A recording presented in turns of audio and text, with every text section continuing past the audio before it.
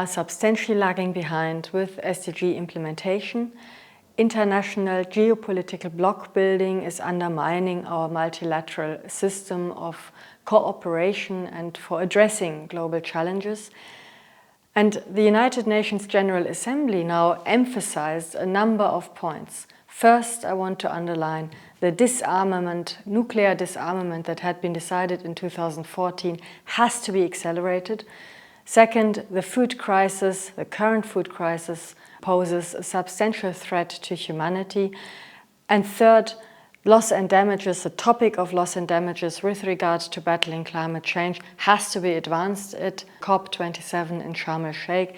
And here the proposition by the G7 under Germany's presidency of introducing a global shield against climate risks poses a possibility.